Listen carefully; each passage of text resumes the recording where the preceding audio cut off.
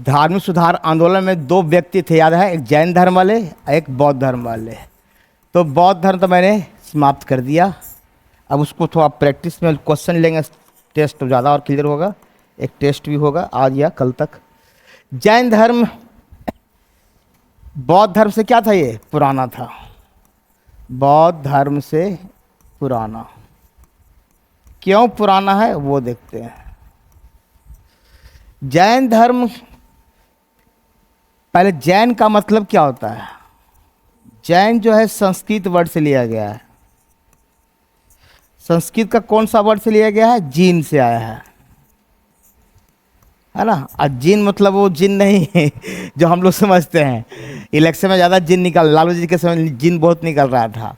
देखो जिन मतलब जो जिन होता है, जिन का मतलब यहाँ रखा गया विजेता, है ना। विजेता, किसी पे विजेता, काम क्रोध पर विजेता, इच्छा पर विजेता। अगर आप इच्छा पर विजय पा लिए तो विजेता कहलाएंगे। काम पर कर लिए, क्रोध पर कर लिए, इन चीज़ों पर आप विजेता प्राप्त करेंगे। आपको कोई इच्छा ही नहीं रहे, ये तो हम लोग में कभी हो ही नहीं सकता। 1 लाख कमाने लग रहा है, 2 लाख कमा ले, फिर 2 लाख कमाने लग रहा है, 3 लाख कमाए, है ना। चलिए क्या कीजिएगा, कभी नहीं खत्म होने वाला है। लेकिन देखिए ये लोग तो यही कह रहे हैं कि जो आदमी क्रोध काम पर अपना विजय प्राप्त कर लिया, अपनी इच्छा को कंट्रोल कर लिया, इच्छा पर विजय पा गया, वो जिन कहलाएंगे। और जिन जो बनेंगे वो क्या कहलाएंगे, जैन। यानी जैन जो ऋषि मुनि जो होंगे वो जिन के पर पार कर जाएंगे। यानी कि काम क्रोध और इच्छा, इतना पर जरूरी है। पहले एक बात और बताएं, इसमें एक और वर्ड आता है, बाद में बताएंगे। तीर्थंकर वर्ड लगता है, क्या है, तीर्थंकर। नहीं पढ़ते हो ना, प्रथम तीर्थंकर, सेकंड तीर्थंकर। कर मतलब तो करने वाला, इसमें तो दिक्कत नहीं है, करने वाला। और इसका आधा करेंगे तो इसका अर्थ होता है तीर्थ, है ना। तीर्थ का मतलब क्या होता है, नियम। लिख लीजिए, नियम, रास्ता, है ना। नियम रास्ता दिखाने वाला, नियम दिखाने वाले, रास्ता दिखाने वाले। कैसा रास्ता दिखाने के लिए, जहां पर आपको निर्वाण की प्राप्ति हो, वो रास्ता दिखाने वाले। लक्ष्य हमारा यही रहेगा। तो यहां 2 चीज लिखिएगा, लिखना नहीं है आपको, सब रेडीमेड भी बना हुआ है। जैन वर्ड कहां से आया, जीन से, संस्कृत शब्द से, जिसका अर्थ होता है विजेता। विजेता का मतलब क्या हुआ, काम क्रोध इच्छा पर विजय प्राप्त करना। दूसरा मैं कह रहा हूं कि तीर्थंकर, चूंकि कह रहे हैं कि टोटल इसमें 24 तीर्थंकर होते हैं। कितने होते हैं, 24 तीर्थंकर। तो तीर्थंकर का काम क्या है, कहता है कि सही रास्ता दिखाने वाले, सही नियम बताने वाले, जिस रास्ता पर चलकर हम क्या प्राप्त करेंगे, निर्वाण। जो रास्ता हमको दिखाएंगे, यानी इसको बोलते हैं पाथ फाइंडर, अंग्रेजी में पाथ फाइंडर, तीर्थंकर को बोला जाता है। और ऐसे कुल कितने हुए हैं, 24 है। अभी 25वां कोई पैदा नहीं हुआ है जो इच्छा पर कंट्रोल कर ले, है ना। तो ये आपको थोड़ा ध्यान देना पड़ेगा। नेक्स्ट पॉइंट,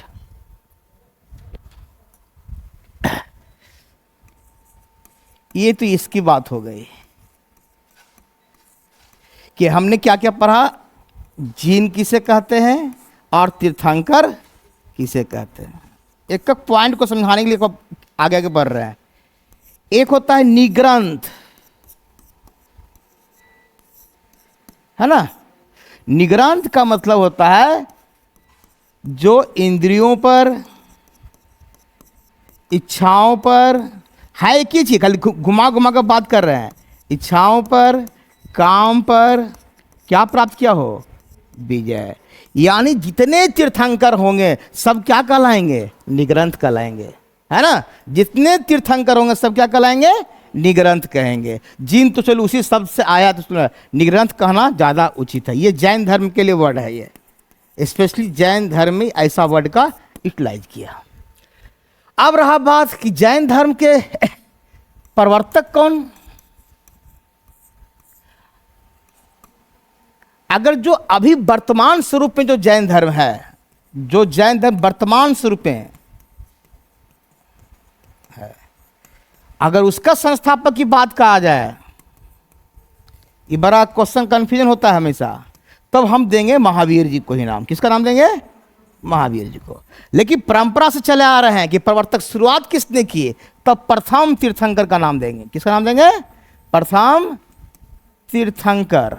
और ये कौन थे? ऋषभदेव, ऋषभदेव या ऋषभनाथ है ना, और या इसी को एक और आदिनाथ भी नाम बोलते। क्या नाम है?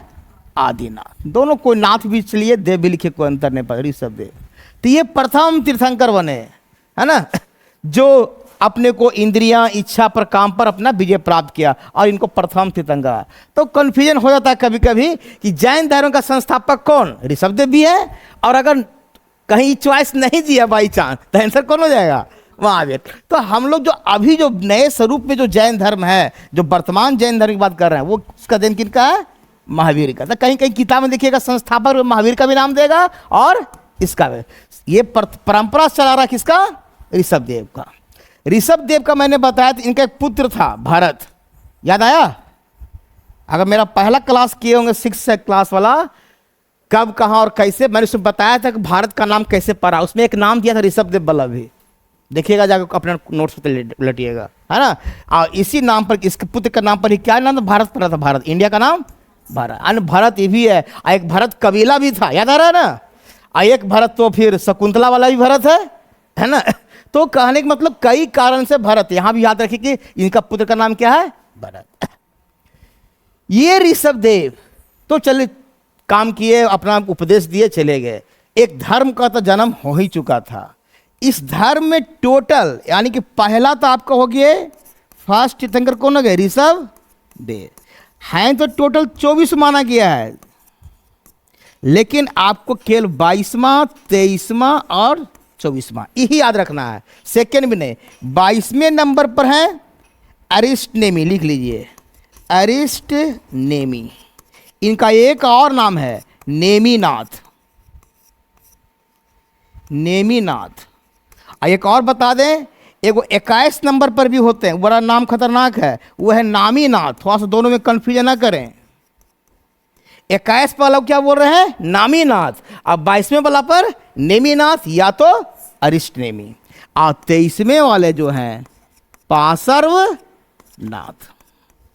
और 24वें तो हम पढ़ेंगे डिटेल से, तीर्थंकर कौन? महावीर जी का बारे।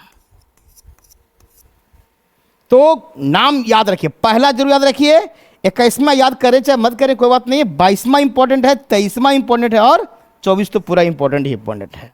तो अरिष्टनेमी, नेमिनाथ, 23वें में पार्श्वनाथ, और 24वें में महावीर। ये आप नोट कीजिए, पहले नोट भी करते चलिए, कुछ कुछ तो रहेगा ही। तो जैन धर्म के प्रथम तीर्थंकर ऋषभदेव या आदिनाथ, उनके पुत्र भरत, उन्हीं के नाम पर भारत देश का नाम पड़ा है। और भी कई कारण, खाली उसी के भरत नाम नहीं है, जो ऑलरेडी हम पहले पढ़ा चुके हैं। ऋषभदेव पहले 21 में नामीनाथ है, यहाँ नेमिनाथ है। थोड़ा सा कन्फ्यूजन ज़्यादा होता है परीक्षा में, कभी कभी पर नामीनाथ देगा, आप कन्फ्यूज कर जाइएगा, है ना। नामीनाथ नहीं, नेमिनाथ। 23वें में पार्श्वनाथ, और 24वें में ये इतना। चलिए आगे बढ़ते हैं। महावीर पढ़ने से पहले थोड़ा सा इनके बारे में जानकारी होना चाहिए। 23वें इनके बारे में भी जानकारी, इससे भी क्वेश्चन आता है परीक्षा में, इसलिए उसको हम बता रहे हैं। 23वें तीर्थंकर क्या नाम बताए? पार्श्वनाथ, है ना। एक चीज याद रखिएगा इनके बारे में, इनका पिता का नाम अश्वसेन था, इनकी माता का नाम बामा देवी था, पत्नी का नाम प्रभावती। डेट उट नहीं पूछता है, ये थोड़ा सा नॉलेज के लिए दे देते हैं। और कहता है कि ये भी शायद 30 वर्ष में घर त्याग दिए थे, गृह त्याग दिए, बाद में पति पत्नी को छोड़ दिए, और समवेत पर्वत पर जाकर इनको ज्ञान की मिले। समवेत पर्वत पर इनको ज्ञान, इनके बारे में चूंकि साक्ष्य कम मिलता है इसलिए ज़्यादा डिटेल नहीं पढ़ सकते हैं। समय पर ज्ञान की प्राप्ति होती है इनको। जैन धर्म में जो ज्ञान की प्राप्ति होती है उसको बोलते हैं क्या चीज? कैवल्य ज्ञान। ये नोट कीजिएगा। बौद्ध धर्म में क्या बोलते थे? संबोधि ज्ञान या बोधि ज्ञान, है ना। ये होता है संवेद पर्वत पर। किनको मिला? 30 बार। इनके मरने के बाद 250 वर्ष के बाद, 250 वर्ष के बाद, और एक और पासारनाथ का जो सांकेतिक चिन्ह है, ये भी क्वेश्चन आता है कई बार। इनका सांकेतिक चिन्ह माना गया या सांकेतिक चिन्ह वो सर्प फन, लिख लीजिए सर्प फन, सांप वाला, है ना, वो आप देखेंगे। तो 250 वर्ष के बाद फिर आए एक और पैदा हुए मुनि, 24वें तीर्थंकर, जिनके बारे में हमको आज पढ़ना है। जिसको क्या नाम दे रहे हैं? महावीर जी का। भगवान महावीर। इनका ऐसे बचपन का नाम क्या था? वर्धमान। क्या नाम था? वर्धमान। जैसे वहाँ सिद्धार्थ था ना, यहाँ बचपन में वर्धमान। तो अब हम पासारनाथ के बारे में ज़्यादा डिटेल नहीं पढ़ना, याद रखिए अश्वसेन ये काशी के नरेश से, काशी बनारस पड़ता है ना, काशी के राजा थे। ये भी राजा का पुत्र है ना, बामा देवी, प्रभावती। और ये ऑलरेडी चातुर्याम एक मत दिए थे, चातुर्याम मत, जिसको बाद में हम लोग व्रत बोलते हैं, 5 महाव्रत। इसमें सत्य है, अहिंसा है, अपरिग्रह है, और चौथा अस्तेय। याद आया कुछ कुछ? सत्य मतलब सत्य बोलना, मधुर बोलना। अहिंसा मतलब पशु की हत्या नहीं, है ना, अब पशु के नहीं बल्कि किसी चीज की भी हत्या नहीं।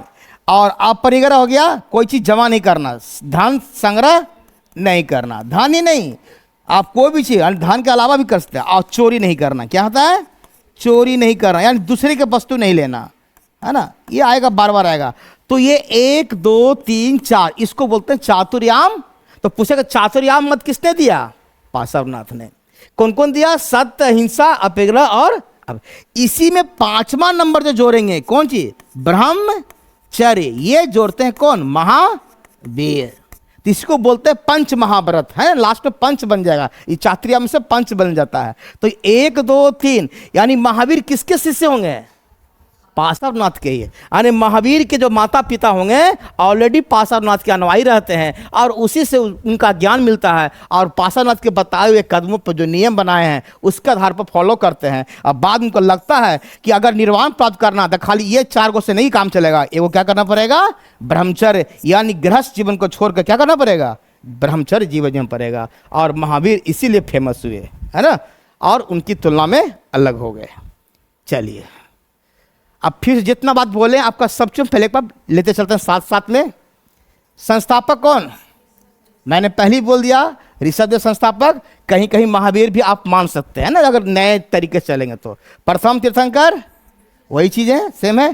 तीर्थंकर का होता है तीर्थ दिया हो। तीर्थ मतलब बताए थे नियम, मार्ग या शिक्षा या उपदेश, जिस पर आप चलकर क्या करेंगे? निर्वाण की प्राप्ति करेंगे, है ना।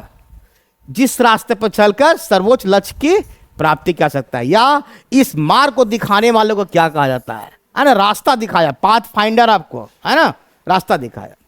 जिसमें मैंने पहला बताया 23वें तीर्थंकर। अभी मैंने पिता कौन? अश्वसेन, काशी के राजा, बामा देवी, प्रभावती, सब ऑलरेडी पढ़ा दिया। अब थोड़ा सा 23 से निकलेंगे। प्रतीक चिन्ह क्या है इसका? सर्पफन।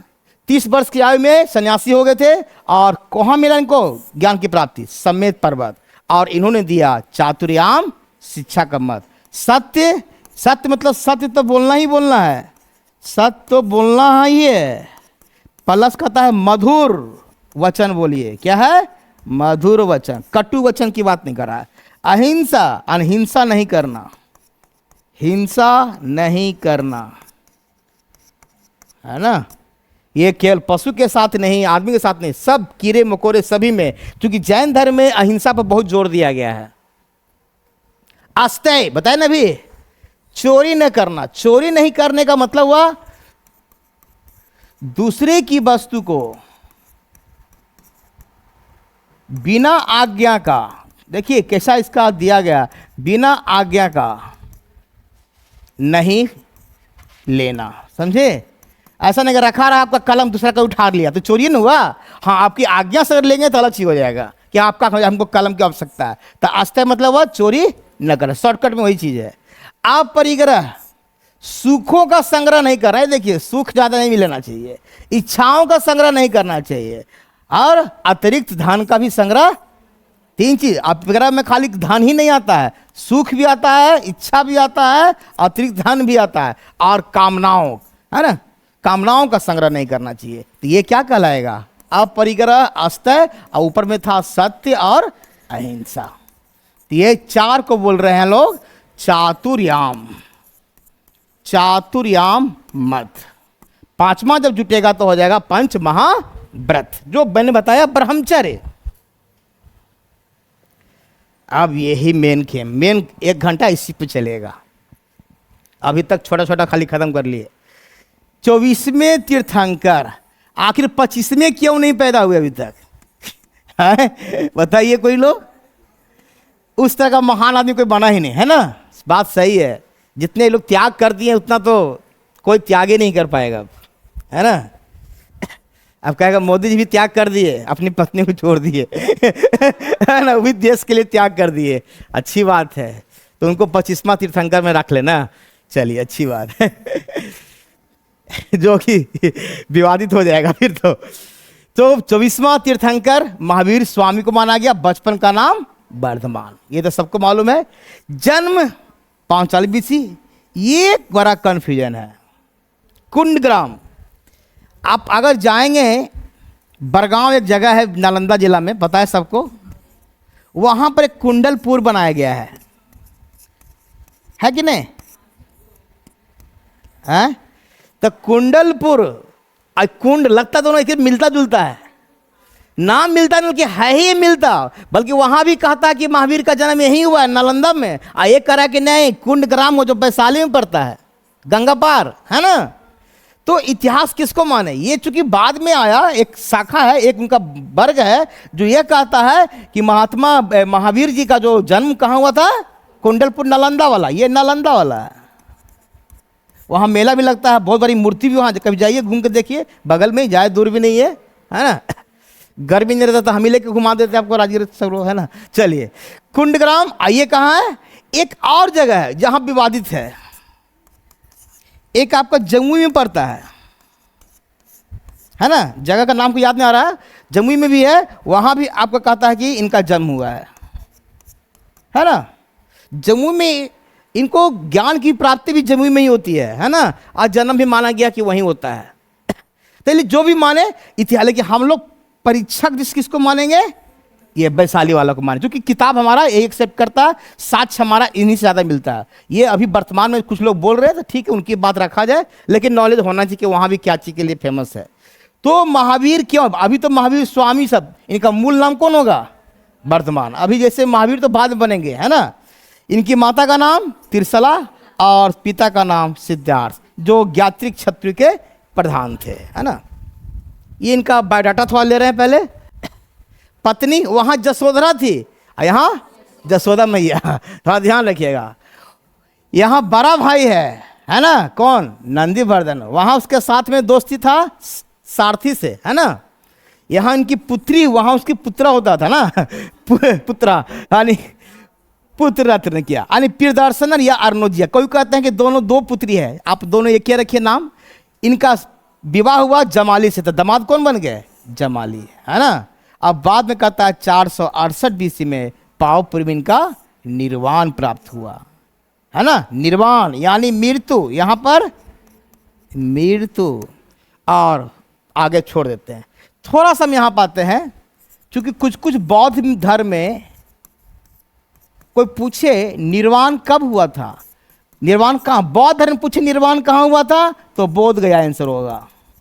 यानी कि सर्वोच्च जो ज्ञान मिला था ना, सर्वोच्च ज्ञान को क्या बोलते हैं? निर्वाण। लेकिन जैन धर्म में निर्वाण का मतलब, जैन धर्म में जो सर्वोच्च ज्ञान होता है उसको कैवल्य बोला जाता है। क्या बोलते हैं? कैवल्य। अभी बताए थे कुछ देर पहले ही। और यहाँ पर मृत्यु जो होगा, जैन धर्म में जो मृत्यु होगा तीर्थंकर साहिब जी का मृत्यु, उनको क्या कहा गया? निर्वाण। तब पूछ सकता है कि जैन धर्म का निर्वाण और बौद्ध धर्म का निर्वाण दोनों एक ही है क्या? अलग अलग है ना। ये बौद्ध धर्म निर्माण कर रहा है सर्वोच्च ज्ञान को, और यहाँ पर जैन धर्म कर रहा है मृत्यु कहाँ? निर्वाण को कहा जा रहा है। और बौद्ध धर्म में कहते हैं महापरि, उसमें महापरिनिर्वाण लगता है वर्ड, है ना। बौद्ध धर्म क्या लगता है? महापरिनिर्वाण। तो थोड़ा सी सब डिफरेंस भी साथ साथ में चलते चले। महापरिनिर्वाण। तो क्वेश्चन पूछ दे कि जैन धर्म में निर्वाण की प्राप्ति कहाँ हुई? तो पावापुरी, ये हमारा अपना पावापुरी नालंदा वाला है ना, 468 बीजी में। यहाँ मेला भी लगता है दिवाली के समय में, है ना। और ये इनकी मृत्यु हो जाती है। जैसे वो आपके 29वें वर्ष में गृह त्याग किए थे ना, ये गृह त्याग कब किए? 30वें वर्ष में। लेकिन ये गृह त्याग किए बड़े भाई की अनुमति से, बड़े भाई की पिता की अनुमति से लेकर, और चुप्पे चुप्पे भाग गए थे, याद है ना। ये बहुत सोच समझ के जा रहे हैं, क्योंकि इनके माता पिता ऑलरेडी किसके हैं? पार्श्वनाथ के क्या है ये? समर्थक। पार्श्वनाथ को पूजने वाले पहले से इसके माता पिता हैं, इसका बड़ा भाई भी सब लोग पूज रहे हैं। तो खाली बस ये गृह त्याग किए कि हम इनका चेला बनने जाए, है ना, मुख्य अच्छा चेला बनने, उसके लिए गृह त्याग करते हैं। और वही सर्वोच्च ज्ञान के प्राप्ति में भी निकल चलते हैं 30वें वर्ष में। ये भी 12 वर्ष, वो 6 वर्ष तक घूमते रह गए ना। वो 29 में निकले और 35 में उनको जाकर मिला, है ना। आई निकले 30 में और इनको मिलेगा 42 में, यानी 12 वर्ष तक बेचारा हालत खराब इनका, है ना। सब जगह घूम रहे हैं, कहीं नहीं मिला। यही है, देखिए जिम्बिका ग्राम एक जगह है, ये बिहार के जमुई के निकट है, भी याद रखिएगा। एक नदी वहाँ है, रिजू पालिका, वही बैसाख वाला साल मंथ है। और किस ब्रिज के नीचे? वहाँ मिला था पीपल ब्रिज के नीचे। बैसाख पूर्णिमा वहाँ भी था। और वहाँ नदी क्या था? निरंदा नदी। यहाँ है रिजू पालिका नदी किनारे। इनको क्या मिला? कैवल्य ज्ञान की प्राप्ति हुई, केवल ज्ञान की प्राप्ति हुई, यानी सर्वोच्च ज्ञान की प्राप्ति। यही मोटा मोटी लिखे हैं, केवल ज्ञान की प्राप्ति हुई, जिसको हम निज बोलते हैं या निग्रंथ। अभी बताया निग्रंथ ना। अब ये जब निर्वाण को मिल गया सब कुछ, चला चला अब अपना संघ बनाएंगे और उपदेश देंगे। तो पहला उपदेश कहाँ देने निकल गए? ये फिर राजगिरी। देखिए जैन धर्म पूरा राजगिरी में घूम रहा आसपास, है ना। किस पहाड़ी पर? विपुलाचल पहाड़ी। ये बराकर नदी उसमें था बगल, अभी बराकर नदी है ना गया के आसपास। बराकर जाते हैं ना, एक नदी मिलती है बराकर पर्वत भी, मेला भी लगता है। प्रथम शिष्य, हाँ प्रथम शिष्य जमाली, उसका दामाद खुद। और प्रथम शिष्य एक चंदना। ये चंदना, अगर कोई बिरायतन बीएड कॉलेज में पढ़े होंगे तो उनको चंदा माता का याद आ गया होगा, है ना। ये राजगीर में एक बिरायतन बीएड बिरायतन संस्था है ना, जो आई का भी देखता है, हॉस्पिटल, बहुत सा चीज़ देखते हैं। और उसमें हेड जो कौन है? चंदना नाम है। तो शायद वो चंदना ने नाम रखी होंगी इसी से प्रेरित होकर, है ना। जैन धर्म भी है। और दधिवाहन की ये एक राजा है, दधिवाहन की पुत्री, जो पहली बार महात्मा महावीर के पहला शिष्य बनने का मौका मिला, और वह चंदना। अब शिष्य में कौन हो गया? जमाली। भाषा क्या? वहां क्या था? देखिए हम तुलना कर रहे हैं साथ, वहां क्या था? पाली। यहां भाषा क्या है? प्राकृत। अब ये अभी मैंने कहा 468 बीसी में कहाँ मरे? पावापुरी में। 468 बीसी में पावापुरी में जाकर देहांत हो गया, यानी इनका निर्वाण हुआ। वहां पर क्या हुआ था? कुशीनारा मरे थे, और उनके अस्थि को कितना भाग में भागा था? 8 भागों में। यहाँ पर अस्थि उस्थि कुछ नहीं। और यहाँ पर बोला कि संघ का अध्यक्ष कौन बनेगा? वहाँ कोई बना था आदमी? नहीं ना। यहाँ बोला कि संघ का अध्यक्ष कौन बनेगा? तो ये अध्यक्ष देखिए यही बता रहे हैं। उनके मृत्यु के बाद संघ का पहला अध्यक्ष बना एक आचार्य थे, सुधर्मनाचार्य। ये है सुधर्म का, इसमें आचार्य जुटा हुआ, मेन नाम है सुधर्मन, है ना। सुधर्मन बोलते हैं। इतना भी चॉइस ये भी दे सकता है, अब प्लस आचार्य जोड़ देंगे तो पूरा नाम हो जाएगा, है ना। ये तो बना, फिर बना स्थूलभद्र, फिर बना संबती बाहु। उसके बाद ये दोनों अलग अलग आदमी है, ये ब्रैकेट नहीं होगा। उसके बाद भद्रबाहु भी आते हैं। ये दोनों में थोड़ा लड़ाई चलेगा, बाद में दिखाएंगे कैसे लड़ाई होती है। स्थूलभद्र और संभूति विजय, ये सब इसके बाद सुधर्मनाचार्य के बाद जैसे से मरे वैसे से अपना संघ का हेड बनते गए। हेड तो बनते गए, लेकिन एक घटना घट गया। जब ये इनकी मृत्यु के बाद, जब इसमें चंद्रगुप्त मौर्य, नाम सुने हैं ना मौर्य वंश का, चंद्रगुप्त मौर्य जब शासक बनने के आसपास था, उसी समय कहता है मगध क्षेत्र पर, उसमें मगध का राजधानी कहाँ होगा? पाटलिपुत्र में। पाटलिपुत्र में 12 वर्ष क्या पड़ गया? अकाल। ये देखिए, ये क्वेश्चन आएगा कि सुधामनाचार्य की मृत्यु के बाद जैन धर्म कैसे कैसे बंटवारा बाद में होगा, बताते हैं। उसकी उसी की कहानी का बैकबोन बना रहे हैं कि चंद्रगुप्त मौर्य के काल में ही पाटलिपुत्र में क्या हुआ? 12 वर्ष का, या मगध, पाटलिपुत्र बोलिए चाहे मगध बोलिए, उसकी राजधानी का नाम है, 12 वर्ष अकाल पड़ गया। जब अकाल पड़ेगा तो कोई भिक्षा देगा पब्लिक? चूंकि जैन भिक्षु है, नहीं लोग हैं इनके अनुयायी, क्या है? जैन भिक्षु हैं। खाना क्या करते हैं? मांग मांग के खाते हैं, बनाते नहीं हैं, है ना। और भिक्षा इनको मिलना क्या हो जाएगा? बंद हो जाएगा। तब ये एक बचा स्थूलभद्र, एक बोला भद्रभाव, यही दो बच रहे थे। स्थूलभद्र बोला कैसा करते हैं, अब तो भिक्षा मिलेगा नहीं, यहाँ पे भिक्ष में दिक्कत हो रहा है, तो संख्या मेरा ज़्यादा है, तो कुछ अनुयायी को लेकर, ये कुछ अनुयायी को लेकर भद्रबाहु ये चले गए कहाँ? कर्नाटक। तो कर्नाटक कौन गए? भद्रबाहु। क्लियर है? कहाँ चले गए? कर्नाटक। क्यों गए कर्नाटक? अकाल पड़ने के कारण, क्योंकि यहाँ भीख नहीं मिल रहा। आई बोले ठीक है, हम किसी तरह से कोशिश करते हैं टिकने का, माने स्थिर रहने का, यानी स्थिर रहने की कोशिश की है। कौन? स्थूलभद्र। आइए रह गए यहीं, आइए चले गए कर्नाटक। तो इसके जाने के बाद जैन धर्म का हेड कौन बन गया होगा? स्थूलभद्र। जब 12 वर्ष के बाद लौटते हैं, कौन? कर्नाटक। जब पता चला कि अब अकाल खत्म हो गया है, तो चले हम फिर वापस कहाँ गया? फिर ये आपका भद्रबाहु ने जा रहा है ना, भद्रबाहु फिर कहाँ आता है? वापस कहाँ आता है? पाटलिपुत्र। जब 12 वर्ष के बाद आता है तो देखता है कि स्थूलभद्र तो मुर्गा का टांग खवा रहा है ना। यहाँ जो चीज नहीं खाना चाहिए वो भी खा रहे हैं, जो जैन हमारे महावीर जी बोल के गए हैं उसका नियम का पालन ये नहीं कर रहा है। तो ये बोलता है ऐसा क्यों किया? तो बोला आप तो यहाँ से चले गए अपने खाने पीने के लिए, हमको भूखे छोड़ दिए, तो हमको जो मिला वही खाए। अब भिक्षा में हमको हमेशा दाल भात नहीं मिलता था, कभी कुछ और मिल जाता था तो उसको भी खाना पड़ रहा था। तो मजबूरी में हमको क्या करना? परिवर्तन करना पड़ा। क्या बना?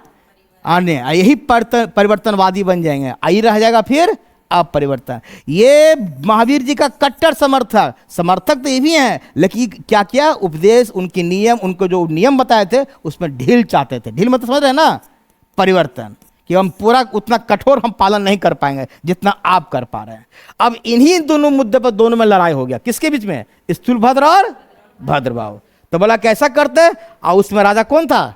चंद्रगुप्त मौर्य। बोला रुको, ऐसा लड़ाई मत करो, तो तुम लोग हमें वो बैठ के बना देते हैं। तो पहला संगीति बना दिया इसने। पहला काउंसिल बौद्ध संगीति कहां होगा? पाटलिपुत्र में ही होगा। राजा कौन होगा? चंद्रगुप्त मौर्य हो। अब देखिए याद रह जाएगा ना, चंद्रगुप्त मौर्य रहेगा। ये बैठक क्यों हो रहा है? इसलिए हो रहा है कि दोनों में विवाद हो गया। एक कह रहा है कि तुम पूरा मेरा महावीर जी का पूरा हाथी बना दिया, एकदम ढकोसला कर दिया, और उनका नियम को पालन नहीं कर रहे हो, तो फिर काहे जैन धर्म अपनाए हो? छोड़ दो। ये पूरा दोनों बकझक हो गया। तब बोला ऐसा नहीं, पहले बैठो शांति से, और सब दोनों का है। इस पार्टी का भी ढेर सा आया, जैसे अभी हमारा दिल्ली में बैठक हो रहा है, दो पार्टी में इंडिया और एनडीए चल रहा है ना। चलिए क्या होगा पलरा पता नहीं, नीतीश जी का उधर पलरा भारी हो जाएगा। अभी नीतीश जी का हाल सबसे ज़्यादा पूजा किया जाएगा। तो स्थूलभद्र बेचारा आ गया। अब बीच में राजा कंप्रोमाइज करने की कोशिश करा, दोनों शांत हो जाओ शांत हो जाओ। भद्रभाव दोनों, स्थूलभद्र तो अध्यक्षता किया जरूर, अब भद्रभाव क्या किया? इस मीटिंग का बहिष्कार कर दिया। नहीं, हम नहीं मानेंगे सब चीज को। तो पूछेगा कि पहला काउंसिल का बहिष्कार किसने किया? भद्रभाव। क्यों? क्योंकि ये महावीर के नियम को पालन नहीं कर रहा था, इसलिए मीटिंग में गया जरूर, लेकिन गुस्सा हो गया, निकल गया, और पूरा तबाही गाली गलौज करके भी बाहर आ गया, और इसकी बात को नहीं माना। लेकिन चंद्रगुप्त मौर्य इससे बहुत प्रभावित था। किससे? इसने जो जो तर्क दिया, जो जो उस तर्क के आधार पर ये चंद्रगुप्त मौर्य बोला ऐसा करते हैं, तुम तो कहाँ भागोगे, बोला हम फिर वापस कहाँ जा रहे हैं, कर्नाटक। तो कह रहा हमको भी ले चलो। किसको बोल रहा है? और इसको लेकर कर्नाटक ले गया। वहाँ एक जगह है श्रवण बेलगोला, वहाँ ले गया। किनको? चंद्रगुप्त मौर्य को। किसके साथ? भद्रबाहु के साथ। और ले जाकर वहाँ एक चंद्रगिरी पर्वत है, चंद्रगिरी पर्वत, और वहीं पर संलेखन विधि से, माने भूखे प्यास रहना से अपना शरीर त्याग कर देते हैं। कौन? चंद्रगुप्त मौर्य। और इस प्रकार से चंद्रगुप्त मौर्य की मृत्यु आती है। और उसके बाद राजा कौन बढ़ता है यहाँ पर? उसका पुत्र बिंदुसार। बिंदुसार है ना, उसके बाद अशोक आएगा, है ना। तो चंद्रगुप्त मौर्य तो चले गए भद्रबाहु के साथ, और इस प्रकार से क्या हो, पहला काउंसिल खत्म। लेकिन पहला काउंसिल में कौन रह गया जीवित? ये इसका विजय हो गया, चूंकि रह गया। और ये हमेशा अपने में धर्म में क्या किया, नियम में परिवर्तन करता रहा। आई क्या रह गए? अपरिवर्तन। तो जो परिवर्तन करेंगे, जो हमेशा नियम नहीं पालन करेंगे, इसी को बाद में कहा गया, यानी पहले काउंसिल में ही इसी को बोला गया श्वेतांबर। आई भद्रबाहु जो ले भागे, इसको बोला दिगंबर। यानी जो श्वेत वस्त्र पहनते थे वो श्वेतांबर कला है, स्थूलभद्र, और जो नंगे रहते थे, दिगंबर रहते थे, वो क्या हो गया? तो ये पहला ही काउंसिल में क्या हुआ, जैन धर्म दो भाग में बट गया, श्वेतांबर और दिगंबर। यही एक कहानी है जो उस पर आपका बंटवारा हो गया। अब हम नेक्स्ट चलते हैं थ्योरी। पहले बंटवारा वाला ही देख लेते रुकिए। जब बंटवारा कर ही दिए तो नहीं लाने दीजिए, बाद में देखते हैं बंटवारा। आधा बंटवारा कर दिए, फिर बाद में देखते हैं। जैन दर्शन, जैसे बौद्ध दर्शन भी अनिश्वरवादी था ना। अनिश्वर मतलब क्या? ईश्वर को नहीं मानना, ये ना हुआ, ईश्वर को नहीं मानना। ईश्वर को नहीं मानना मतलब अवतारवाद का भी व्याख्या है। अवतारवाद को नहीं मानना कि भगवान अवतार लेंगे, इसकी बात की चर्चा जैन दर्शन में भी नहीं है। यानी वेद को भी नहीं मानता, वेद को नहीं मानना, ये भी है। तो अनिश्वरवादी तो यहां पर है, दोनों समानता हो गया। अहिंसावादी, जैन धर्म में और बौद्ध धर्म, बौद्ध धर्म में भी क्या था? अहिंसा था। लेकिन वहां अहिंसा सिंपल था, यहां पर अहिंसा पर ज्यादा जोर दिया गया। इसलिए देखिएगा कि जो जैन भिक्षु होते हैं वो हमेशा मास्क लगाए रहते हैं, देखते हैं उजला वाले नाक पर, जो आज कोरोना में हम लोग खूब लगाए नहीं, तो देखिएगा क्यों लगाते हैं, कहीं नाक से कहीं कुछ मच्छर अंदर न चला जाए, है ना, और कोई कीड़ा न चल जाए। और प्लस जहां जाते हैं वहां पर झाड़ू लगता है, ये भी बता देते हैं, है ना, साफ किया जाता है ताकि उनके पैर से कोई चीज की जीव हत्या ना हो जाए। तो ये अहिंसावादी थे। तो इस बिंदु पर थोड़ा अंतर है। जैन धर्म और बौद्ध धर्म में क्या अंतर है? अहिंसा पर सामान्य बल है, यहां पर ज्यादा जोर दिया गया है, कठोर है। इसने बोला 5 महाव्रत। मैंने बोला चातुर्याम तो पहले से था, अभी कुछ देर पहले बताए थे ना, अहिंसा, सत्य, और बताइए कौन कौन है? हाँ, अपरिग्रह, मैं बताया था, अतिरिक्त धन, सुख, इच्छा का संग्रह नहीं, अस्तय, और लास्ट एक जोड़ा आपका महावीर जी ने। इस व्रत को महावीर ने, तो क्वेश्चन आएगा कि चातुर्याम में कौन सा ब्रह्मचर्य को किसने जोड़ा था? महावीर। या क्या जोड़ा, उल्टा करके क्वेश्चन करता है। चलिए, जैन धर्म में त्रिरत्न क्या है? सम्यक दर्शन, सम्यक ज्ञान और सम्यक आचरण। लिख लीजिए, सम्यक आचरण या चरित्र, है ना, सम्यक आचरण या चरित्र। जबकि बौद्ध धर्म में क्या था? बुद्ध था, बुद्धम शरणम गच्छामि, संघ था और धम्म था, है ना, याद आ गया? 3 गो यहां भी है त्रिरत्न वहां, लेकिन दोनों में डिफरेंस है। यहां सम्यक दर्शन, सम्यक ज्ञान और सम्यक आचरण। तो जैन धर्म पूछ सकता है त्रिरत्न क्या है, और बौद्ध धर्म का त्रिरत्न अलग है। आगे गया, तीसरा नंबर आ गया सम्यक आचरण वाला। अगला, बौद्ध धर्म ही पुनर्जन्म को मानता है, जैन धर्म ही पुनर्जन्म को माने कि हाँ एक आदमी की पुनः जन्म होता है, ये मान रहा है। इस पर दोनों समानता है। अब बल्कि इसमें तीनों मानता है। इसमें जैन तो माना ही, बौद्ध तो माना ही, प्लस वैदिक धर्म भी माना जाता है ना। ये तीनों पर समानता एक ही है कि पुनर्जन्म तीनों में होता है। चलिए, कर्मवादी, ये सब तीनों पर है। ये भी आपका जैन में भी था, जैन में तो पढ़ ही रहे हैं, बौद्ध में भी है और वैदिक में भी है। आप सुनोगे भागवत गीता, कृष्ण जी का कर्म करते रहो, फल की चिंता न करो, वही वाला डायलॉग यहां भी मार दीजिए। तो कर्मवादी विचार, इसी को बोलते हैं कर्मवादी सिद्धांत। ये एक इंपॉर्टेंट है, स्पेशल केस। स्यादवाद, सप्तभंगवाद या अनेकांतवाद, ये क्या है? स्यादवाद, सप्तभंगवाद और अनेक। तो आप इतना याद रखिए कि स्यादवाद पूछे, सप्तभंग पूछे या अनिका, ये हमेशा किससे रहेगा? जैन धर्म का दर्शन है ये। पहले इतना एक लाइन तो याद, क्या है उतना ज्यादा चर्चा नहीं करना, खाली याद है कि जैन धर्म में क्या आता है? स्यादवाद, सप्तभंगवाद और अनिका। क्या है इस सप्त? मतलब होता है सात। क्या होता है? इसने महावीर जी ने बताया कि कोई भी ज्ञान की दृष्टि जो है सात होता है। माने किसी चीज को, वस्तु को देखने के अपना जो ज्ञान की चक्षु होता है वो हम सात ज्ञान के द्वारा देख सकते हैं, सात दृष्टि से देख सकते हैं। जैसे मैं एग्जांपल ले सिंपल सा, अगर हम कोई कहें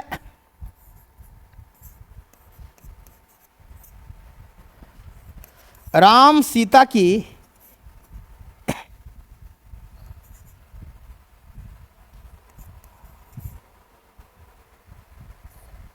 राम सीता राम, हाँ राम के सीता पत्नी है ना, उल्टा लिखा गया है ना, राम के। अब मेरा कहने का मतलब, देखिए मेरा कहने का पर्पस ये है कि ये भी तो होता है कि सीता के पति कौन है, बात एक ही है ना, लेकिन लिखने का तरीका, बोलने का तरीका इसी तरह से कहना ही चाह रहा है कि कोई भी चीज के बारे में, किसी वस्तु के बारे में जो ज्ञान हम प्राप्त करते हैं वो हम सात तरीके से प्राप्त करते हैं। अगर कह दे कि संसार है कि नहीं है, तो लगेगा है भी नहीं भी है, फिर कहेगा नहीं भी है भी है। इसमें पूरा पढ़ना है सात तरीके से, आपको उतना डिटेल जा रहा है, खाली आप याद रखिए स्याद बात मतलब इसमें सात तरीका बताया गया, ज्ञान का देखने का तरीका है। और अनेकांत नाम है, अनेकांत अनेक प्रकार से, अनेक मतलब फिर भी कितना? सात प्रकार से। सात प्रकार से आप किसी वस्तु को ज्ञान दृष्टि से देख सकते हैं, ये आपको स्यादबाज। इसका मैंने एग्जाम्पल एक थोड़ा दिखाया कि किसी का भाई हो सकता है, किसी का देवर हो सकता है, एक ही आदमी किसी का पत्नी भी है, एक ही आदमी किसी का भाई हो सकता है, एक ही बन किसी का बहन हो सकता है, तो अपना अपना तरीका है बोलने का, है ना। तो वही चीज हो गया स्यादवाद। 18 पाप की चर्चा, वहां था 10 पाप की चर्चा ना, यहां 18 पाप। और 6 द्रव्य क्या होता है? ये द्रव्य अलग चीज है, ये स्पेशली जैन धर्म का है। कहता है ये संसार बना हुआ दो चीज से, जीव और अजीव से, यानी कि संसार इज इक्वल टू मैथमेटिक्स पर ये जीव प्लस अजीव, है ना, जीव और अजीव। और करा जीव जो बना हुआ है यही 6 द्रव्य से बना हुआ है। जीव जो है एक चेतन तत्व है और अजीव क्या है? अचेतन तत्व है। ये जो अजीव है 6 द्रव्य से बना है। कौन कौन? ये अजीब में ही आता है, जीव, पुद्गल, धर्म, अधर्म, कै हुआ? 4 को ना, और 2 को और लेना है, आकाश और काल। ये आपको उतना डिटेल जाना नहीं है, खाली हल्का सा हम दे दिए कि 6 वो कौन कौन है। फिर से आते हैं, तो ये जो बना है अजीब के तत्व, हो सकता पूछ दे अजीब के तत्व कौन कौन है ना, कहीं चॉइस दे दे तो याद है क्या? जीव, पुद्गल, धर्म और अधर्म, और क्या था? आकाश और काल। ये हो गया आपका 6 द्रव्य। तो थोड़ा थोड़ा नॉलेज ले लेते चलिए, इसमें ज़्यादा डिटेल पढ़ना नहीं है।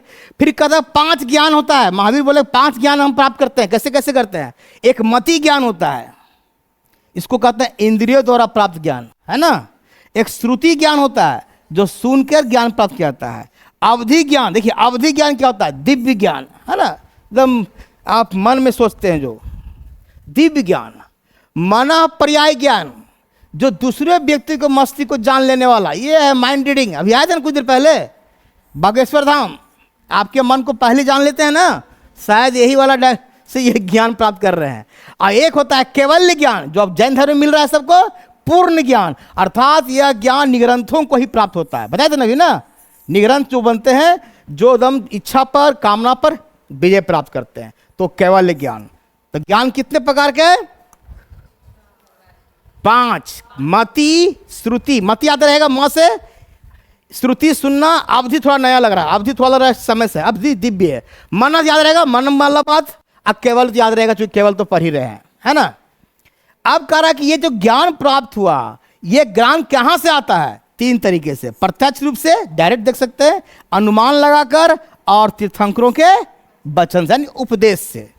ये ज्ञान मिलता है हमें 3 जगह से, प्रत्यक्ष, अनुमान और तीर्थंकरों के वचन से।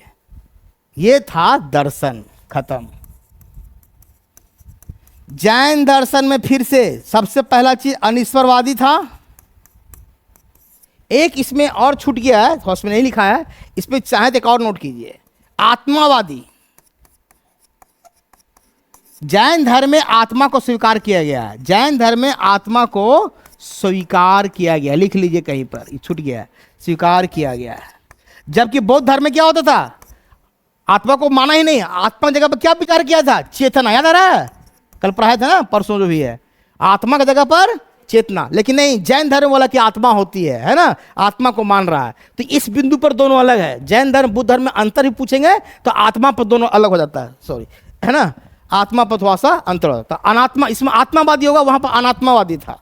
चलिए, अब है संगति। वहां 4 काउंसिल हुआ था, कितना 4 हुआ था, 4 काउंसिल। यहां 2 काउंसिल होगा, कितना होगा, 2 काउंसिल, 2 ही बार हुआ है अभी तक जैन संगति। पहला कब हुआ, जो ऑलरेडी हम पढ़ा चुके हैं हल्का सा, 300 BC पहले, कहां, पाटलिपुत्र में। अध्यक्ष कौन था, स्त्रीवाद। शासक कौन था, और बहिष्कार कौन किया इसमें, अभी बताया था कुछ देर ना, भद्र बाहु, यही तो बताया था आपको। अकाल वाला यहां पर लिख लीजिए ब्रैकेट में, अकाल वाला कहानी याद रखिएगा, है ना, 12 वर्ष वाला, जो ऑलरेडी हम पढ़ा दिए, है ना। और कहता है कि इस जैन संगति का विशेषता क्या हुआ, वहां पर था विनय पिटक और सुत पिटक आया था। यहां 12 अंग, अंग मतलब साहित्य, है ना, ये प्राकृत भाषा में बोला जाता है। अंग आगम, आगम ही पढ़ेंगे, आगम भी होता है जैन साहित्य, है ना, पूर्वस भी होता है, पूर्वस या पूर्व भी बोलते हैं। तो 12 अंगों का क्या हुआ, संकलन किया गया, 12 साहित्य का यहां पर। उसी में, इसी 12 अंग में एक आता है, पढ़े थे, याद है, भगवती सूत्र, नाम सुने, क्या विशेषता है भगवती सूत्र का, इसमें 16 गो महाजनपद की चर्चा था। हाँ, ये 16 महाजनपद, मैंने कहा था एक जैन साहित्य है, ये भगवती सूत्र इसी का एक है, 12 में से एक है ये, है ना। सबको याद करना नहीं, जो जहां काम लग वहां रखते हैं। तो भगवती सूत्र इसी के अंदर है। तो 12 अंगों का संकलन कब किया गया था, 300 BC में, प्रथम संगति में। ये प्रथम संगति हो रहा है। शासक कौन, चंद्रगुप्त मौर्य। अध्यक्षता कौन किया, और बहिष्कार कौन किया, ये भी ऋषि मुनि ही थे, जैन आचार्य थे, लेकिन इनको भगा दिया। ये विद्रोह किया कि नहीं तो गलत कर रहा काम, और यही जब क्या कहा, इसमें क्या होगा, 2 भाग में क्या होगा, बट जाएगा। कौन कौन, श्वेतांबर और दिगंबर, यानी इसी मुद्दे पर 2 भाग में ये बट गया। लिखिए मिलेगा, भद्रबाहु के अनुयायी ने भाग नहीं लिया, बहिष्कार कर दिया। और इसी सभा में जैन धर्म का क्या हो गया, एक श्वेतांबर जिसका हेड बने स्थूलभद्र, और दिगंबर के हेड बने भद्रबाहु, है ना। ये दिगंबर जो है, श्वेतांबर जो है, ज़्यादा गिरनार में स्पेशली गया है, ज़्यादा, यानी गिरनार क्या पड़ता है, गुजरात में ना, गुजरात क्षेत्र में, है ना। तो कच्छ उच्छ में अभी भी चल रहा है बहुत सा, चंदा माता जी का वहाँ बहुत बड़ा मंदिर बना हुआ है, दिगंबर। अब मैं थोड़ा सा दोनों में अंतर भी कर देता हूँ साथ साथ में, श्वेतांबर किसे कहेंगे और दिगंबर किसे कहेंगे। मैंने अभी कहा श्वेतांबर जो कुछ कुछ मुद्दे पर नियम में क्या करने लगे, परिवर्तन, इसको क्या कहलाएंगे, परिवर्तनवाद। ये बोले नहीं, जो महावीर बोल दिए हैं उन्हीं को मानेंगे, हम कोई अब परिवर्तन नहीं चाहते हैं। ये कौन हो गया, दिगंबर। नामे श्वेत, तो श्वेत अंबर, और श्वेत वस्त्र धारण करने वाला। और जो नंगे रहेंगे, होता है नंगे बाबा, जैनी ऋषिमुनि, वो नंगे बाबा, वो दिगंबर को मानते हैं। उसने कहा था कि इस पर एक बड़ा क्वेश्चन पूछता है, देखिए इसमें थोड़ा सा दिखाते हैं, याद आ गया।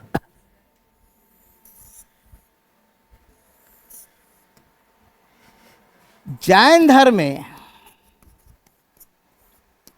आत्मा है ना, अभी क्या बोले, आत्मा है ना, जैन धर्म में आत्मा तो है ना, आत्मा है, और ये शरीर है। कहता है कि आत्मा का शरीर से मिलन तो व्यक्ति का जन्म होगा, क्या होगा, जन्म होगा, ठीक है। आत्मा का शरीर से मिलन होगा तो क्या होगा, एक व्यक्ति का जन्म होता है, ध्यान रखना पड़ेगा। और फिर कहता है आत्मा माइनस शरीर कर देते हैं, अन अलग हो गया, अने अब मिलन नहीं क्या हुआ, अलग हो गया, तो उस व्यक्ति का मृत्यु हो जाएगा, है ना, है। अगर शरीर से आत्मा निकल गई, उड़ गया, है ना, तो क्या हो जाएगा? उसकी बच्चा मृत्यु होगा। लेकिन पुनः वही आत्मा दूसरे शरीर से मिलन हो गया, दूसरे शरीर से मिलन हो गया, तो दिस इज अ पूर्ण जन्म। कितना अच्छा बात बोला है। कह रहा है कि आत्मा का शरीर से मिलना क्या है? जन्म है। अब आत्मा का शरीर से अलग होना मृत्यु होता है। और वही आत्मा का किसी दूसरे से प्रवेश करता है तो क्या कहलाता है? कि बच्चे का पुनर्जन्म हो गया। तो ये तो पुनर्जन्म की बात कर रहा है, जैन धर्म पुनर्जन्म की बात कर रहा है, बौद्ध धर्म मांग रहा है। खाली आत्मा का जगह उसने चेतना बोला, इसने आत्मा को आत्मा ही रखा। अब बोला आत्मा को हम मानेंगे, इसलिए पुनर्जन्म की बात कर रहा है। अब यहां पर एक है कि एक नंगे रहते हैं और एक श्वेत वस्त्र पहनते हैं। यहां बात आ रहा है ना। तो जो श्वेत वस्त्र पहनते हैं तो कहता है हमको लोक लिहाज आ गया, इसलिए हमने पहन लिया अपने तन को ढकने के लिए। लेकिन नंगे करेंगे हमको लोक लिहाज होता ही नहीं है। उनको कहते हैं कि शरीर क्या होता है? नश्वर। क्या है ये? नष्ट होने वाला। और आत्मा क्या होता है? अमर, यानी नष्ट नहीं होगा। आने की जो आत्मा है वो अमर है। अमर मतलब सत्य है। क्या है? सत्य है। और शरीर क्या है? नश्वर है, ढह जाएगा, है ना। ये झूठ है। बात समझ आई बात? यानी कि आत्मा एक सत्य चीज माना गया है, इसको अमर कह रहे हैं। तो कह रहा है एक सत्य को एक झूठा आवरण तो पहले से ढका हुआ। देखिए ध्यान से, एक सत्य को तो एक झूठा आवरण पहले से ढका हुआ है। फिर इस झूठ को ढकने के लिए हम कपड़े क्यों पहने? कपड़ा भी मेरा क्या है? नश्वर है ना। कपड़ा भी नश्वर है, ये भी क्या है? झूठ है। तो ये स्टेटमेंट देते हैं दिगंबर के ऋषि मुनि कि एक झूठ को फिर से ढकने के लिए हम कपड़ा नहीं पहनेंगे, बल्कि कहते हैं कि इसको ढकने के लिए नहीं, दिगंबर मतलब आकाश, दिशा, दिशा ही मेरा क्या है? वस्त्र है। हमको एक्स्ट्रा मानव द्वारा निर्मित हम कॉटन और रेशमी वाला जुल्फे वाला नहीं पहनेंगे, है ना। कहने को कपड़े नहीं पहनेंगे। और इस प्रकार से उनका मानना है कि नंगे रह कर भी हम निर्वाण की प्राप्ति कर सकते हैं। और एक कहना कि नहीं, नंगे नहीं रहना चाहिए, श्वेत वस्त्र, जो कि आपका श्वेतांबर मांग, जो महावीर के नियम में परिवर्तन, जो परिवर्तनवादी कहा गया, और उनको श्वेतांबर, एक दिगंबर।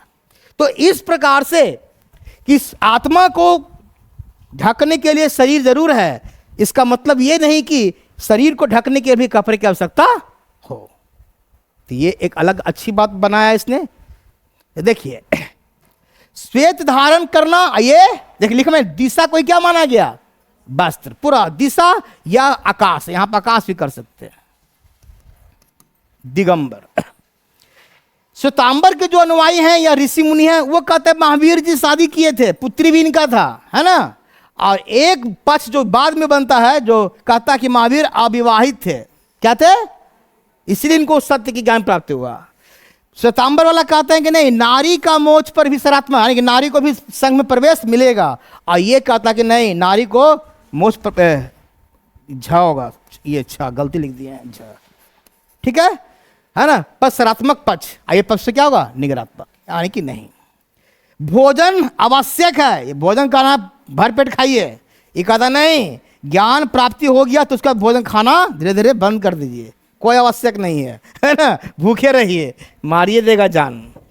आप देखते हो कभी कभी यूट्यूब पर भी बहुत सारे आजकल जैन चीज दिखते हैं ना, पूरा ऐसे खाते हैं, पानी पीते हैं, हाथ से बहुत दिन भूखे रहते हैं। मानना पड़ेगा, बहुत तपस्वी होते हैं उन लोग। हम लोग तो एक ही दिन खाना नहीं खाते, मर ही जाएंगे चलिए, हम लोग तो चिल्ली और मसाला सब चाहिए, चाउमीन तमीन सब 19वें तीर्थंकर, एक और जिस हम 24वें ना, एक 19वें तीर्थंकर पे विवाद है। ये जो श्वेतांबर है और एक है दिगंबर। श्वेतांबर वाले जो है, श्वेतांबर वाले जो है मल्लीनाथ को कहते हैं स्त्री थी, और ये कहते हैं कि नहीं, जो मल्लीनाथ थे क्या थे? पुरुष थे। ये विवाद चल रहा है, चलिए अच्छी बात है। श्वेतांबर जो जैनी होते हैं उसका आचार्य कहते हैं, साधु कहते हैं, या तो यति कहा जाता है। और जबकि दिगंबर को कहा जाता है निग्रंथ या झुल्लक। तो थोड़ा सा देखिए दोनों में डिफरेंस भी है। ये श्वेतांबर फिर कई भागों में बट गया। एक पुजेरा बोलते हैं या डेरावासी, कहता है ये जो है मूर्ति पूजा करते थे, महावीर जी की मूर्ति। कौन? पुजेरा या डेरावासी। और इधर है 20 पंथी हैं जो तीर्थंकरों के मूर्ति के साथ साथ भैरव की भी मूर्ति, एक भैरव अलग देवता बना दिया गया दिगंबर में। तो चलिए दिगंबर में थोड़ा सा अलग भी चला गया था, एक पुजेरा उधर का 20 पंथी इधर का, और भी है। ढूढ़िया या स्थानकवासी ये मूर्ति पूजक नहीं थे, केवल जैन सिद्धांतों का पालन करते थे। इधर है 13 पंथी, ये केवल जैन मूर्तियों की पूजा करते थे। और इधर कुछ नहीं है, एक और संप्रदाय आया समैया पंथी या तरण पंथी, ये मूर्ति पूजक नहीं थे, केवल जैन सिद्धांत। तो ये आपका दिगंबर वाला पाठ में चल रहा है और ये पढ़ रहा है आपका श्वेतांबर। तो आपको बेसिक कम से याद रखना है, कोई पूछ दे कि 13 पंथी किसका पाठ है, श्वेतांबर का कि दिगंबर का, क्या है तो बाद में क्या करेंगे हैं। 13 पंथी पूछ दे जैन धर्म से कि बौद्ध धर्म से कि हिंदू धर्म से, तब जैन धर्म, अब थोड़ा सा नाम भी सुन लेंगे तो कम से कम याद है कि हाँ ये चीज है। चलिए, तो ये था पहला, यानी पहला संगीति में आपका 2 भाग में बढ़ गया, कौन कौन, श्वेतांबर और दिगंबर। इसमें दोनों का अंतर भी मैंने बता दिया, दिगंबर, और उसका संप्रदाय बता दिया डिटेल। अब सेकेंड काउंसिल की बात हो रहा है, ये किसके काल में हुआ था, चंद्रगुप्त मौर्य के काल में, है ना। और यहाँ एक भानुगुप्त राजा आ गया था, है ना। ये बल्लभी का है गुजरात में, देवाधिगण या क्षमासन दोनों नाम दिया जाता है। और कहता है कि इस संगीति में विशेषता क्या क्या आया, कह रहा कि 14 को इसमें पूर्वस आया, आगम साहित्य जिसको बोलते हैं। जैन साहित्य को कहा जाता है पूर्वस या पूर्व या आगम। इनकी संख्या कितना है, 14। इसके अलावा 12 अंग तो वहां भी आ चुका था, बताए थे ना, फिर उसमें भी संशोधन कुछ किया गया हुआ। 12 अंग यहां भी है, 12 उपांग है, 10 प्रकीर्णन है, 6 छेद सूत्र है, और 4 कल्प सूत्र होगा, मूल सूत्र और फिर अनुपयोग सूत्र आते हैं। यानी इतना आपको पढ़ना है, माने बेसिक चीज कम से कम।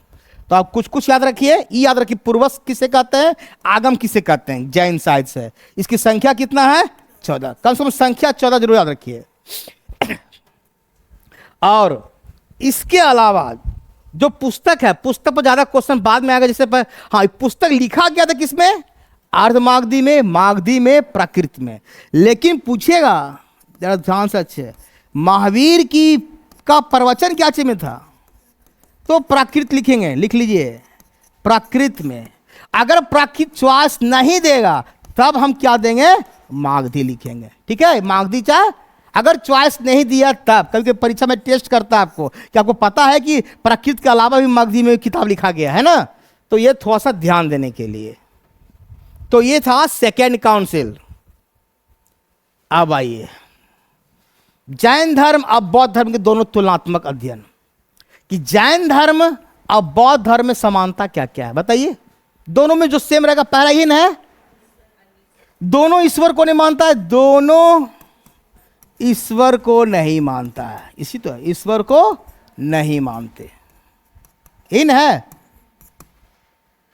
यानी कि दोनों वेद को भी नहीं, ईश्वर मतलब थोड़ा वेदे रखिएगा, नहीं मानते। क्योंकि जो वेद को नहीं मानता वही हो जाता है नास्तिक। पूर्व जन्म अभी पता है तीनों में था ना, यहां भी है, समानता है, यानी भी मान रहे हैं पूर्व जन्म। कर्मवादी दोनों में कर्म की बात हो रहा है, निवृत्ति मार्ग गृह त्याग दोनों में है, और संसार दुखों से भरा, ये दोनों बात बोल रहे हैं। ये भी बोल रहे हैं दुख से पूरा भरा हुआ संसार, जैन धर्म भी और बौद्ध धर्म भी।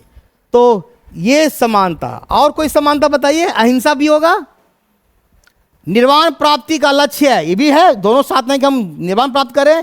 और अहिंसावादी दो, वहां भी अहिंसा और यहां भी अहिंसा, खाली जैन धर्म में क्या अहिंसा पर ज्यादा बल है ना, ये अंतर है। फिर देखिए ये वो समानता, यहां पर अ होना चाहिए, असमानता, क्या होगा, असमानता, तो लिखने में गलती होगा, असमानता। आत्मावादी, ये देखिए जैन धर्म में क्या है, आत्मा पर विश्वास करता है, आत्मा पर विश्वास। अब बौद्ध धर्म में क्या था, आत्मा पर विश्वास नहीं, आत्मा पर कुछ बोल भी नहीं किए, आत्मा पर विश्वास नहीं। क्लियर है। अहिंसा पर बल, अहिंसा पर जोर दिया गया, और यहां पर अहिंसा है लेकिन उतना बल नहीं है, ये ध्यान रखिएगा, है जरूर लेकिन उतना बल नहीं है। अब आइए जैन धर्म कहता है कि संसार क्या है, अनश्वर है, नष्ट नहीं होगा कभी। अब बौद्ध धर्म क्या कहता है? संसार नष्ट हो जाएगा, नश्वर है। केवल ज्ञान की प्राप्ति, यहां ज्ञान प्राप्ति करना किसको कहते हैं? केवल को। यहां पे ज्ञान की प्राप्ति क्या कहा जाता है? संबोधि, संबोधि, है ना, संबोधि। मृत्यु को क्या कहा गया जैन धर्म में? निर्वाण। और बौद्ध धर्म में मृत्यु क्या कहा गया? कि अंतर सबका क्लियर करते हैं, महापरिनिर्वाण। ठीक है। तपस्या पर अधिक बल, यहां पर शरीर को अधिक कष्ट, ये देखिए शरीर को कष्ट देते हैं अधिक, किसमें? जैन धर्म। तो ना खाते पीते कम है, बहुत कम है ना, तपस्या पर ज्यादा जोर दिया जाता है। जबकि बौद्ध धर्म में बोला नहीं, मध्यम मार्ग, ज्यादा भूखे भी नहीं रहना, ज्यादा खाना भी नहीं है ना, तपस्या पर कम, यानी मध्यम मार्ग। तो मध्यम मार्ग कौन दिए? बौद्ध। जैन का उपदेश की भाषा प्राकृत, नई चॉइस रहेगा तब मागधी, बताए थे ना अभी, ये अर्ध मागधी। और इधर उपदेश की भाषा पाली। और जियो और जीने दो किसने दिया? महावीर ने। और बुद्ध ने दिया बहुजन हिताय बहुजन सुखाय। ये डायलॉग इधर का है, एक डायलॉग इधर है। और इस प्रकार से लगता है लास्ट का, हाँ, इस प्रकार से जैन धर्म की समाप्ति हो गई। नहीं है, लास्ट है। तो मैंने कोशिश किया है कि लगभग सभी पॉइंट को टच कर ले, कोई पॉइंट ना छूटे, जीवनी से लेकर जैन दर्शन। आपका परीक्षा में जाके देखिए, जो टॉपिक पढ़ लिए है ना, आप कोई भी सिविल से IAS को क्वेश्चन बनाएगा, बन जाएगा। हमको पता है कि कहाँ से हम पढ़ा रहे हैं, है ना। खाली आप मेहनत करते चलिए। ये नहीं पढ़ी कि हमको केवल BPSC पढ़ना है, सीटें पढ़ना है। पढ़िए ऐसा कि हमको लगा आगे तक काम, दोबारा हिस्ट्री पढ़ने की जरूरत नहीं पड़े। पढ़ना ही पड़े तो बस हल्का सा आप किताब से हेल्प ले सकते हैं। चलिए एक क्वेश्चन इसमें लिखिए। अब हम एक क्वेश्चन देते हैं, चलिए।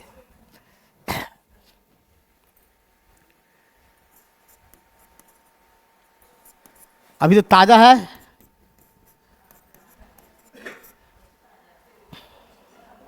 ताजा है ना।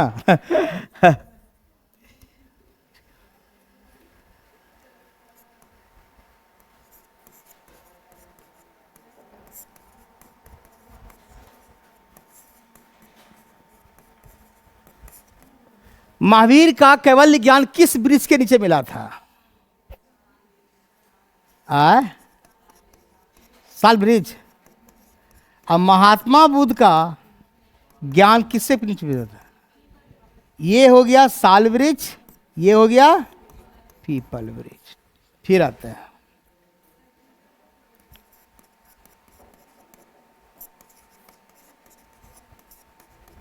महात्मा बुद्ध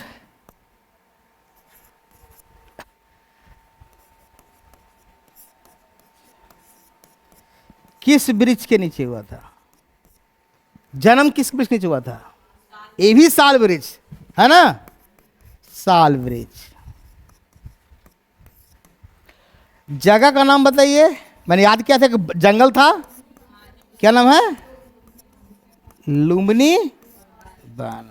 और यहीं पे एक लिख लीजिए, इसका नया नाम आप लिख लीजिए, रुमनी देई लिख लीजिए, यही आएगा क्वेश्चन परीक्षा में। अब लुम्बिनी नहीं देता है, रुमनी देई ये अभिलेख है जो अशोक के द्वारा जारी किया गया था, है ना, रुमनी देई। तो आज लुम्बिनी का ही नया नाम है रुमनी देई अभिलेख। तो पूछेगा किस अभिलेख से पता चलता है कि महात्मा बुद्ध का जन्म लुम्बिनी में हुआ था? तो यही है रुमनी देई अभिलेख, ये अशोक ने जारी किया था, अशोक ने जारी किया था। क्वेश्चन पूछता है बार बार, जब अशोक पढ़ाएंगे ना अभिलेख, वहां पर भी आएगा फिर डिटेल से मौर्य में, है ना, रुमनी देई अभिलेख।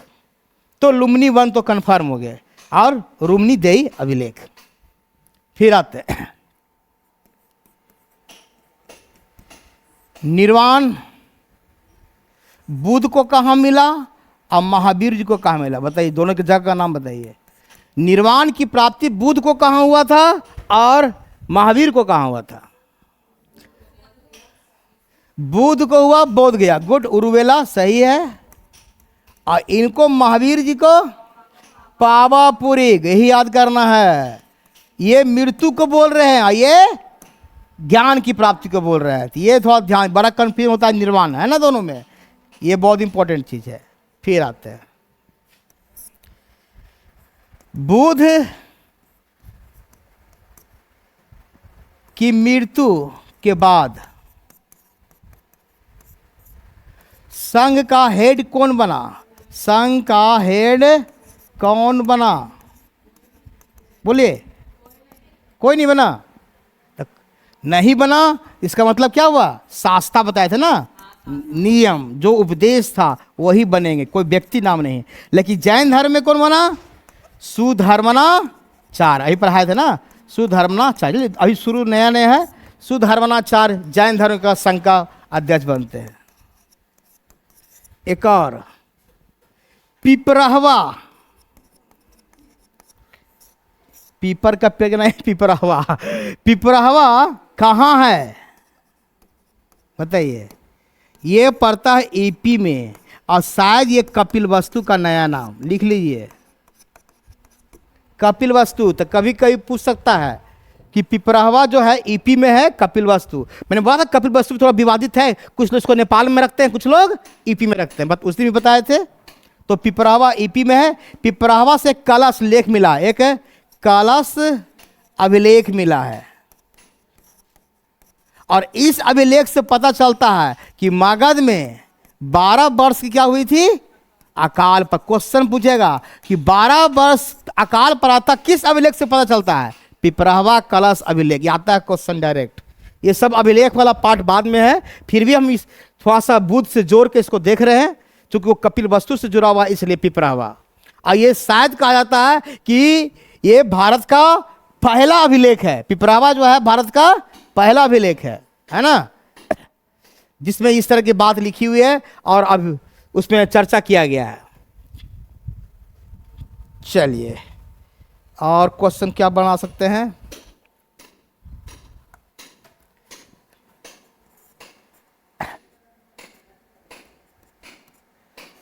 बौद्ध धर्म में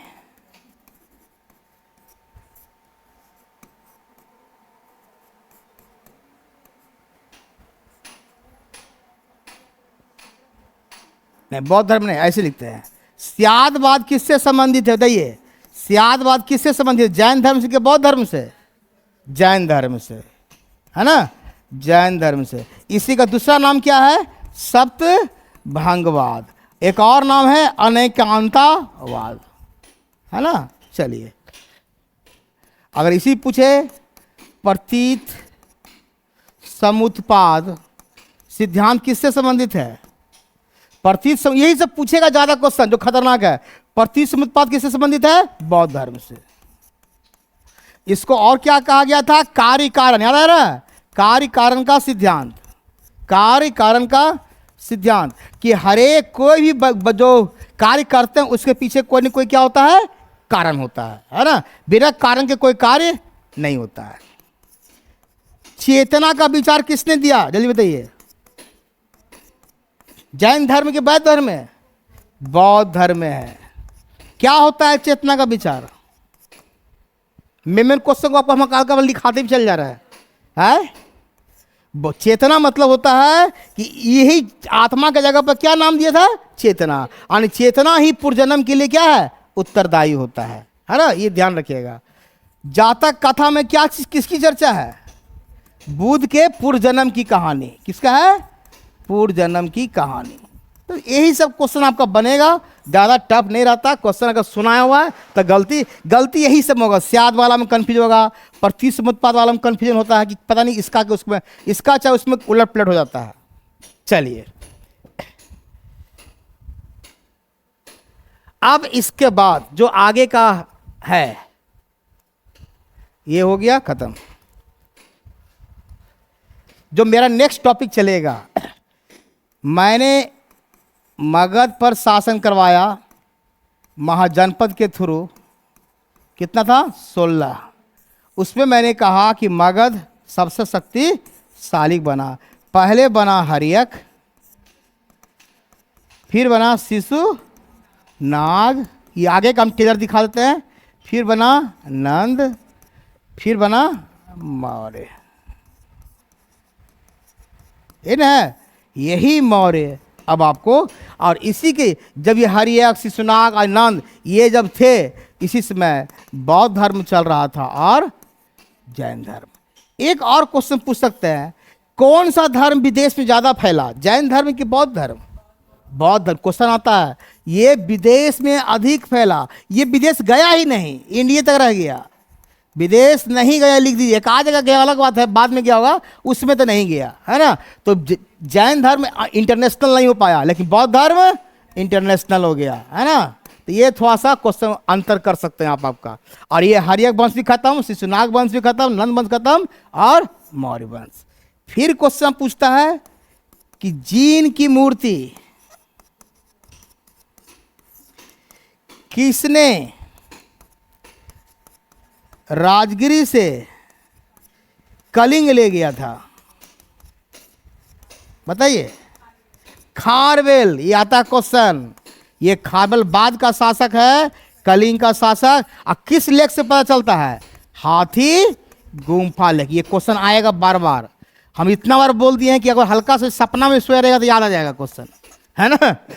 इसलिए हाथी, इसलिए बाकी क्वेश्चन इतना बार आता है, जीके का फेमस क्वेश्चन है। खारवेल खारवेल, ये दो क्वेश्चन पूछता है ना। और ये पूछेगा कि कलिंग पर राजा कौन किया? खारवेल किया था, और एक महापद्म नंद। अब बाद में कुछ चंद्रगुप्त मौर्य भी करता है कुछ समय के लिए, और फिर बीच में अशोक, बाद में जाएगा फिर अशोक। ये सब कलिंग पर अटैक करेगा और कलिंग पर शासक करेगा। तो मेरा नेक्स्ट टॉपिक हेडिंग बनाएंगे मौर्य वंश, जो अगला क्लास के लिए तैयारी रहेगी आपकी। मौर्य वंश शायद 2 दिन लगेगा, हो सकता है, या देखते हैं अगर 1 दिन में हो गया तो हो गया, क्योंकि इसमें मौर्य के बाद तो पढ़ना ही पढ़ना है, इसमें अशोक का अभिलेख पढ़ना डिटेल से। क्या है? अशोक के अभिलेख, ये समझना ज़्यादा जरूरी है। यहाँ से क्वेश्चन ज़्यादा आता है ना। हो सकता है 2 घंटा लगेगा तो ख़त्म कर देंगे, ठीक है। चलिए आज भर के इतना ही रखते हैं।